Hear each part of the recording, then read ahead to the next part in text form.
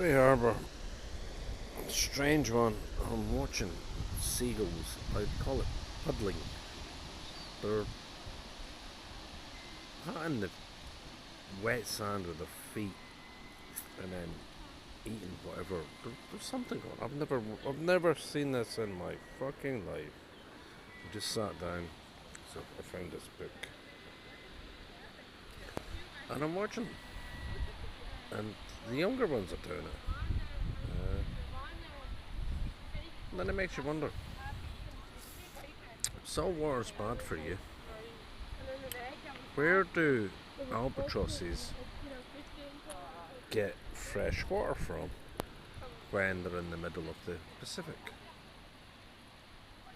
It's a poignant question. I caught an albatross once, halfway across the Pacific from Hawaii to California. Let it go. Woman once asked me, she says, "Did you ever catch an albatross?" And I was kind of taken aback. How the fuck would she know I caught an albatross? Because I did. And I let it go. There was a fear. Something in me said, just let it go.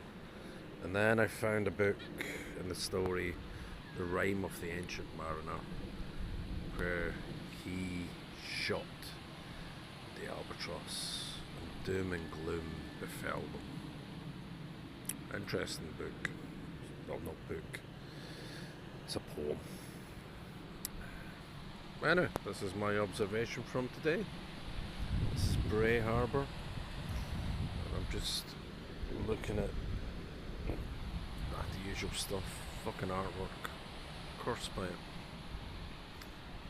But relaxing with the seagulls.